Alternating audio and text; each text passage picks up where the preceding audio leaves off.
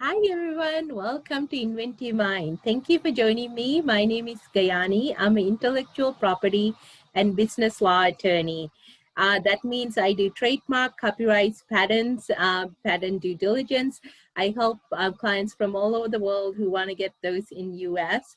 And then I also do business contracts, creating businesses like benefit corporations, LLCs, and I practice in California. So my channel is about supporting entrepreneurs and creatives, and also bringing in information that is from the professionals and entrepreneurs, small businesses. So as such, today I have Brenda Lopez who's joining me. She is a family law attorney, family law certified specialist. And so we're going to get to that, what that means. And like with any other interviews I have done before, just keep in mind this is for informational purposes only. If you have a specific question, please go see your attorney who practices in that area. And if you would like to connect with Brenda or me, I will put the information below. We were having a little bit of Zoom issues today, so hopefully this is our second attempt trying to record this. So if you see some editing, you will see why it's happening that way. I like to put that out there. Just be completely authentic. We are doing this in September 2020, but we are still in the COVID shadow.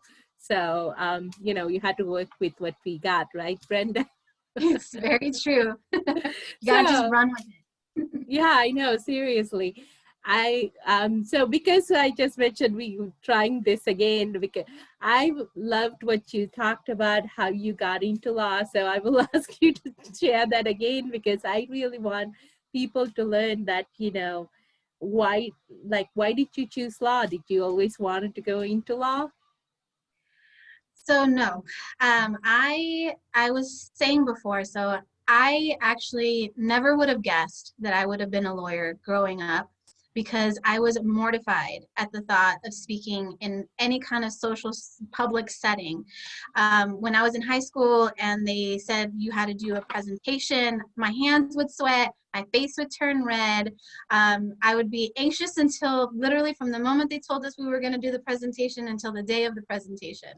I hated it. And in college, I even took the class about communication instead of taking the class that made me do the public speaking in class, because it was my anxiety on public speaking was that bad. So if you would have told me I was going to be a lawyer and speak in court and be a board member and speak in public and social settings, I would have laughed at you because I was mortified at the idea back then. I thought I was actually going to be a police officer, and Wow. CHP in particular. So I remember in high school, I was a part of the Explorer program, which is like job shadowing. So I Okay. got to do ride-alongs with police officers and do DUI checkpoints at the San Ysidro border. I got to write tickets for the police Wow. officers. So it was good experience, but part of that also lets you know the good and the bad side of, or the scary part of being a police officer, I'll say. I went Mm-hmm. to a lot of memorials as that 1 year that I did the Explore program, and quickly realized this is not what I want to do. I want to do law related, but not a police officer. So then I dug deep, and I had been a legal assistant since I was about 17. So I had worked with lawyers in San Diego for my whole life. And so at that point, I decided, okay, if these lawyers could do it, I could do it. And that was the transition for me to go to law school. Wow, talking about conquering your fears and stepping up, seriously. I think this is what's great about hearing these stories, because if you're watching this and you're kind of thinking, oh, there's a passion for it, there's something you like, but the other side of you, you're like, I'm too scared, you know, look at what you can get accomplished, because once you start doing something, that fear does go away, or you find better ways to manage it. So I do think it's very inspiring to hear that type of story, Brenda. So tell me, with the going to the court, talking in front of the judges, presenting a case, arguing cases, um, how do you get over the jitters? Do you have some secret sauce?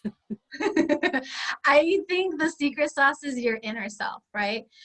You're the one that tears you down and you're the one that builds yourself up. And so I always over prepare. So a big thing that makes my anxiousness go down is preparing, reading your facts, reading the law, practicing your presentation before going to court, whether that's in your car, whether that's at your house. I practice, and read and learn as much as I can before I walk into court because that makes me feel better. I also, before court, do the and just tell myself in my head, you got this. You got this. And that is my secret sauce and what makes me feel better walking in and able to just, and then everybody, it's tunnel vision for me. Once I get into court, everybody else goes away except for the judge, my witness, my client, and my notes. And everybody else is peripheral, and that helps me.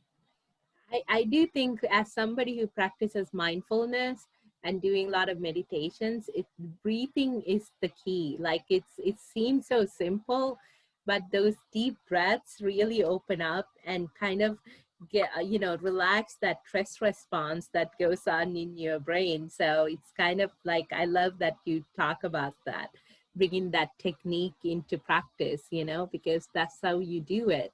So, tell me, what does it mean to be a certified specialist in family law? So certified family law specialist is a board certification. So the California board, the same people that give you your license when you pass the California bar exam, they allow you to apply, and if you meet certain requirements, so you have to be practicing for 5 years in that practice area, and then I think a certain percentage, I think it's about 25% of your practice has to be dedicated to that law, and then you take an extra exam. And so I remember when I passed the California bar exam, I swore to myself I wasn't moving out of California. I wasn't changing jobs that would require me to take any other exam, because when I took it, it was a 3-day exam. I think you Mine did too, too. Gianni, right? So it was Yeah. a 3-day exam and it was exhausting. And I swore I was never going to do that again. But here we are. I decided to do the certified family law specialist, and it was an exam for a day. So the good thing is it was only 1 day. And then on top of that, once you pass the exam, you meet the requirements, you also have to submit like a background check of sorts where you're asking certain people to give the state a referral on you on whether or not they think that you're qualified. And it includes both judicial officers and attorneys. Oh, wow. So what's the benefit of having the specialization, by the way?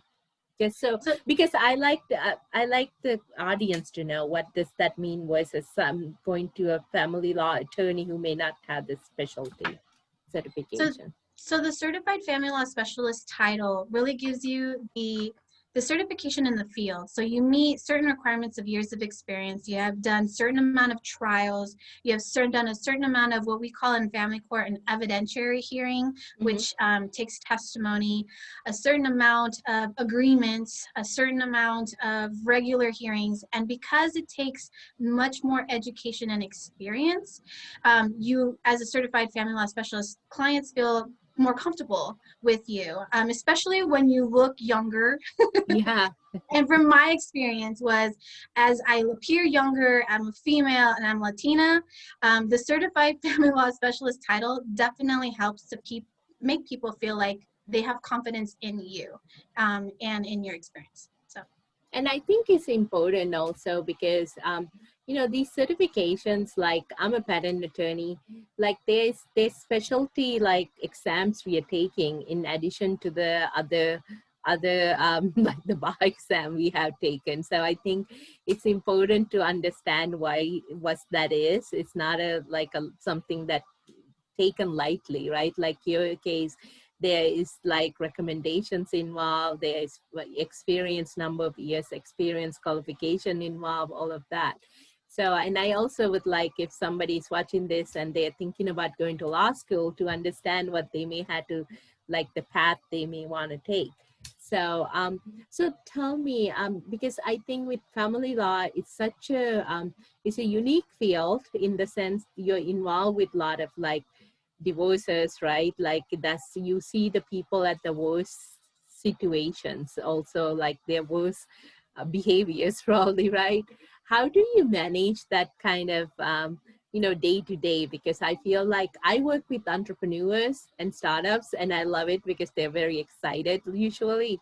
But I feel like you're in a phase where there's like everything is breaking down, you know?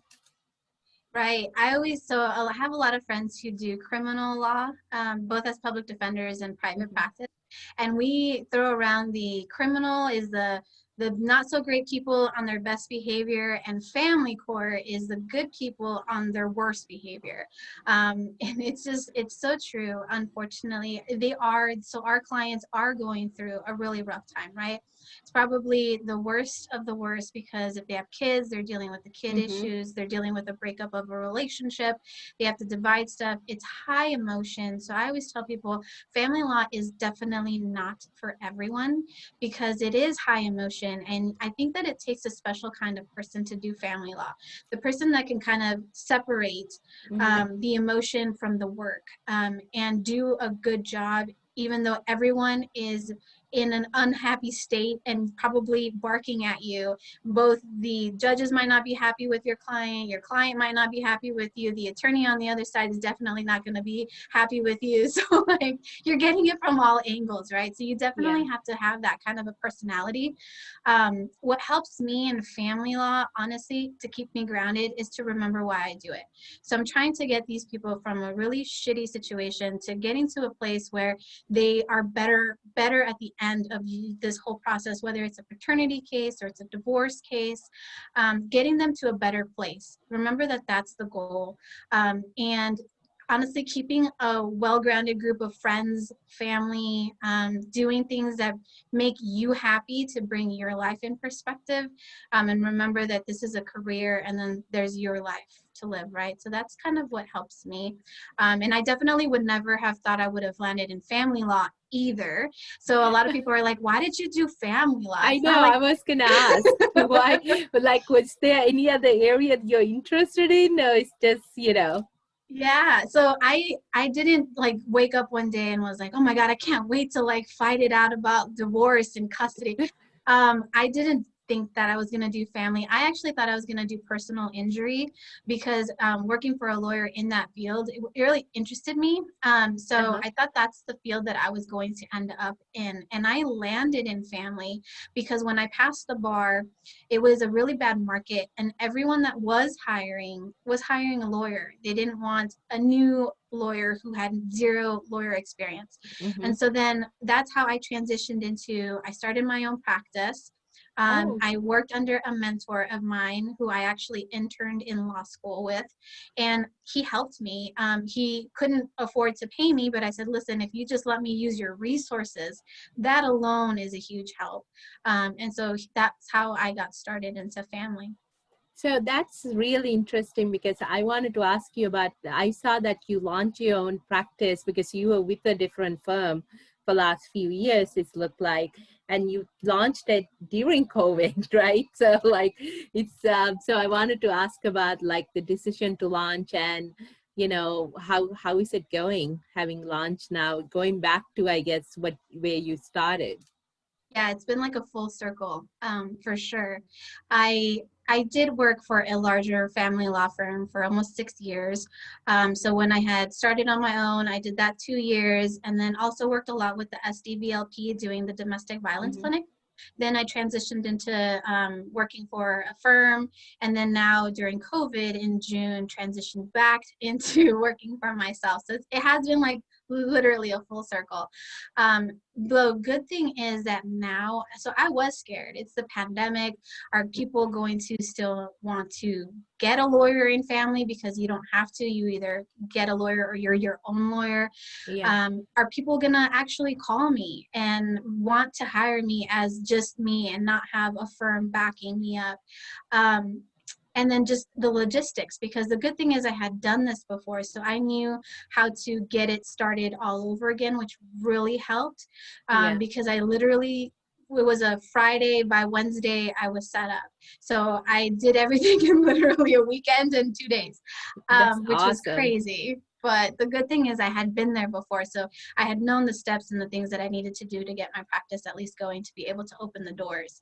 And the transition, so the decision, COVID really is an eye opener for a lot of reasons, I think. And for me personally, it just put my life in perspective, and I made the choice to either stay at a different firm, work for someone else, or work for myself. And I decided to work for myself again, be able to make my own decisions on things having to do with business, how you treat people, how you present yourself in terms of what I want to stand for, everything. I mean, it just put life in perspective. And I decided to just make that jump. I had a lot of great people around me, attorneys and non-attorneys, telling me, you can do this, which honestly, if for whoever's watching, having that group of support is means everything. Means everything. Aw. I do think it's the key, right? Having your tribe, I call it, because you need those people who are holding your hand or encouraging you or sending you that text or whatever. Because some days are tough, and and having that confidence sometimes it's helped to have that kind of seep through to your Right. vibration because Right. especially on a Everybody needs day. a push. Yeah. Everyone needs a push. Exactly. So let me ask you, because I also know you're highly involved with our legal community. And so I love to talk about leadership. And because a lot of times also it's because you're passionate about it, because it's you're donating your time when you're doing these activities and, volunteering things. Yeah, there is some trade off too, but it's like taxing on your time. So I know you do a lot of different things. So let's talk about some of the things you're doing and why you're doing them. Sure. Yeah, it is. It is a lot of your time. So I always say my day job, I'm a family law lawyer. Yeah. My evenings and early mornings and weekends, I am doing all my community service stuff, but it does take time even during the Mm-hmm. week, Yeah. depending on the events. So it is very time consuming, and you have to be passionate about it because otherwise it's not worth it. So I decided to get involved with leadership. I got involved because I wanted to make a difference. I wanted to have a voice. I wanted to inspire other people, to be honest, because I didn't come from a family of lawyers. I'm the Mm-hmm. only lawyer in my family here in the United States. Oh, wow. And I'm a first generation here to even make it past high school. Oh, So it's my parents stopped being able to help me with homework probably around middle school. And then it was on me. And so I was the eldest. My brother is about 4 years younger than me.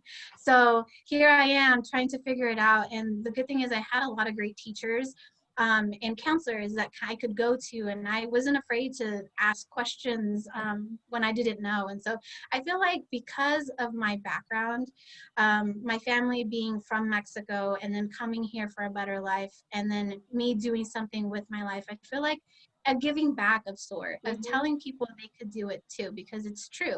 If I could do it, I promise you, when I started kindergarten, I didn't know any English. If I could do this, so can you. And having that kind of example and doing something is really what motivates me I love to it. I be love involved. that. I Yeah, have I have a brother who's 4 years younger too, and then my sister. right. So your brother didn't want to follow your footsteps. No, my brother said, no, that's way too much school for me. So now he's in management Okay. in an air conditioning company. So he's doing good for himself. But yeah, he didn't want to go through college and then have to And do go through. another 3 to 4 years. It was just too much. I'm also the oldest, so I am used to going to teachers and asking questions too. So I totally get that, and I think it's important too also to not to be scared to ask a question, and if you need help to reach out, right? So And Right. I think doing the community service stuff you're doing, let's talk about like La Raza. You're running for the vice president, I think, right now for the La Raza organization. So if you can talk a little bit about what La Raza is, because there's a on the internet, so San Diego community know who La Raza is for sure.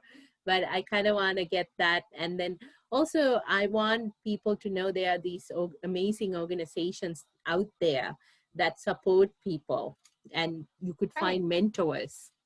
Right. So So I am going. So at the moment, I'm running to be remain on the board of the San Diego County Bar Association, that and then too. also simultaneously running for vice president of La Raza Lawyers Association. So doing both. So it's a handful at the moment. La Raza is geared towards bringing equality and justice and diversity in the legal community for the Latinx community. And so I feel as a Latina, I am very passionate about that. And through mentorship, there is a lot of what they do is through mentorship and having those connections and having those mentors to be able to ask questions to and present to even the younger kids, right? We do a lot of, there's Project Lead, and there's also these read-ins. So we reach out to the youth in elementary school to show them, look, they look like me. Because I remember when I was in elementary school, I didn't know anybody else that looked like me. Both the kids, they were all primarily Caucasians. The people we learned about in school didn't Yeah. look like me. My teachers didn't look like me. I remember once I asked my Mom, am I white? I didn't say it because I was embarrassed or ashamed, but because I didn't know where I fit in this world because nobody looked like me. And Yeah. I think it does matter. And so this organization, it means a lot to me because of that, right? So I am involved with them with that. I'm also currently I'm a San Diego County Bar Board of Director.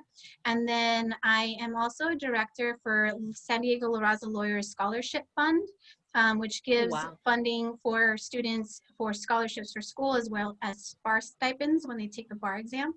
So I am doing that. And then I am co-chairing the gender equity. It used to be Equality in Action for Uh-huh. Lawyers Club of San Diego. Oh, So that's wow. what I'm No currently wonder. doing. No wonder your weekends are full. So, I mean, I'm doing a bunch of things too. But wow. So let's talk about San Diego County Bar. You're running for the board again. I So am.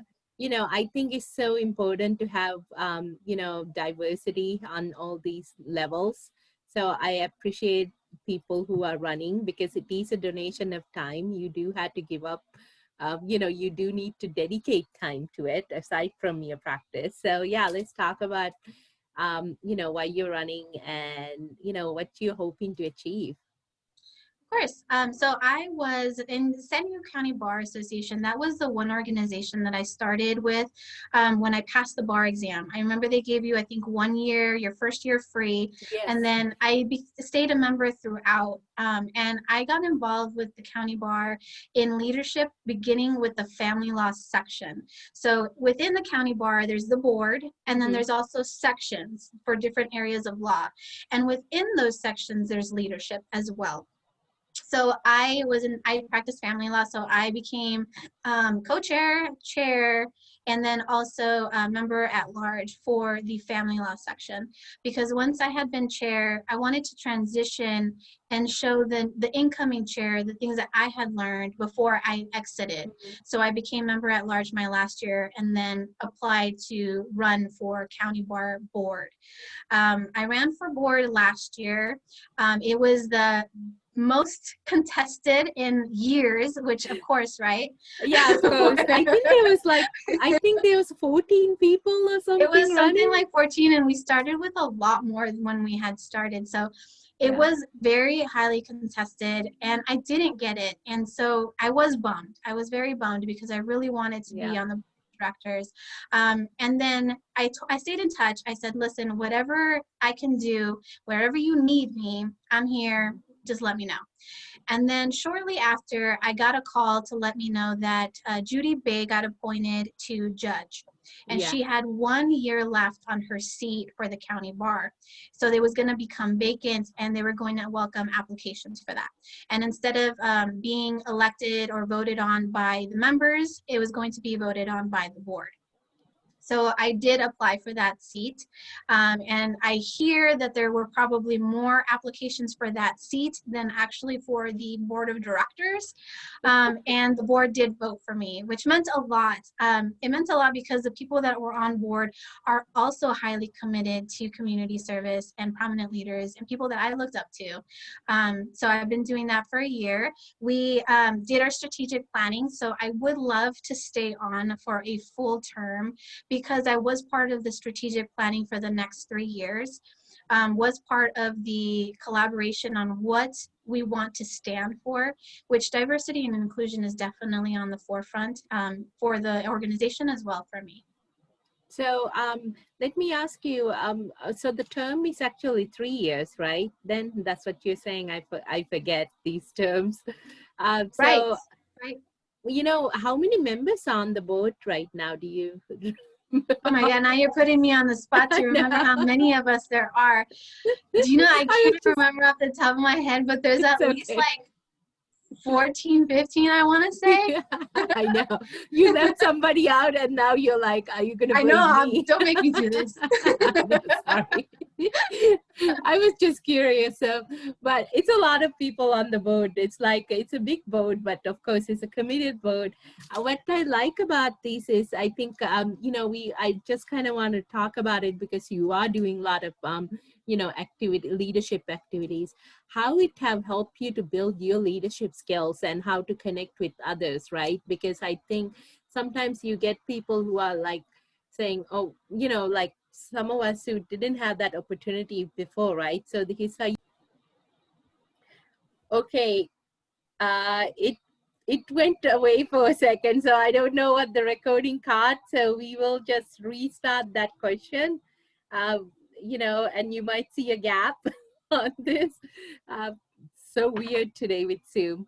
So I was just asking, being in these leadership positions, I think there's a way to build your leadership skills, right? So I just wanted to chat with you a little bit about it because you know how you talked about how you didn't come from a family of lawyers. And so I think when people are not coming from that kind of background, you know, like it helps to be involved because it do give you tool set, like when you're working with others and being on these boards. So just kind of wanted to ask you about it, your experience.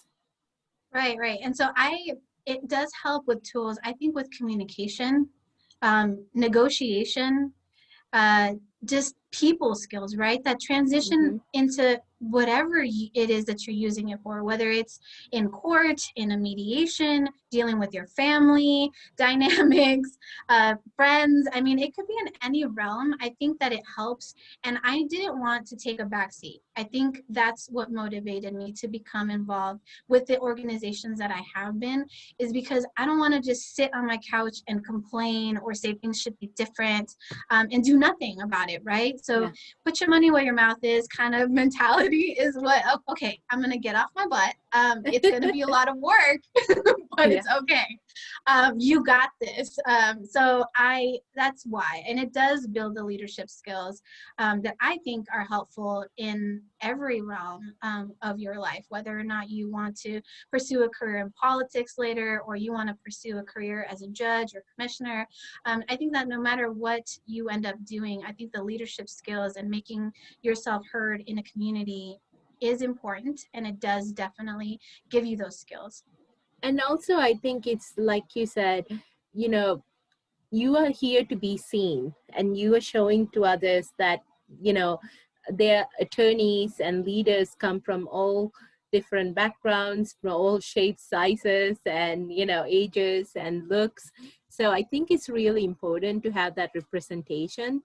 And, you know, and I hope, you know, it's that we keep seeing more inclusiveness, because I think it's a good ecosystem. We are not saying that somebody had to go down for others to come up. It's just saying, let's bring up together, right? Rise together. So, Right. And so everyone has a different perspective, right, Gani? Like, exactly. It's good to get people from every realm of life. I'm not putting anyone up or down, all of us Yeah. together, because of collective of everyone's perspective. Really, it does matter.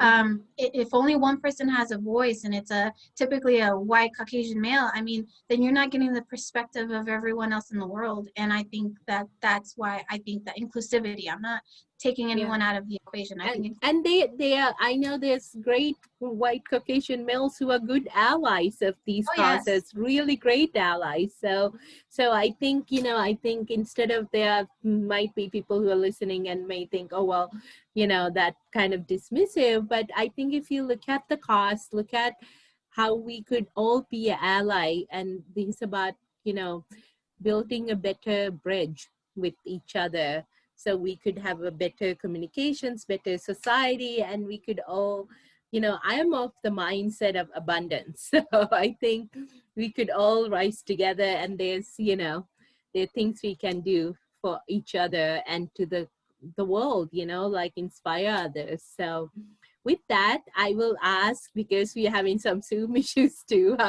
Let me ask you, what do you do to not go crazy? Because you're doing so many different things. What do you have a daily routine that you keep keep grounded? Not go crazy. I think all of us are crazy, a little crazy, because we all do a lot. And so I think that honestly, what keeps me grounded and sane to a certain degree is doing the stuff that you love to do. Right? Whether for you it's hiking or Yeah, going to the beach or reading a book, whatever it is that you like to do, not what you have to do, yeah. but what you like to do. And so for me, I do love to hike. I love anything water. So surfing is next on my list, but paddleboarding right now, I love paddleboarding. Oh, wow. So that and hanging out with, to me, family and friends. So I think friends are the family that you choose. So to me, it's all family. And those, whether it's somebody that I met in a community, in a legal community setting, or somebody that I still am acquainted with from high school, I mean, all realms of life, but keeping those friendships and your family close to you to keep you grounded, to keep you sane, is how I deal with the day to day. I love it. Thank you, Brenda. Thank you for joining us, to make time for us to do this interview. And for those who joined, thanks for joining. And if you're a county bar member or La Raza member, please vote for Brenda. So Thank you, Gayani. It's been my pleasure. Thank you for having me. it's like, so yeah, and until next time, hope you enjoy this video. And if you have any questions for us, feel free to reach out. And with that, I will close off. Thank you.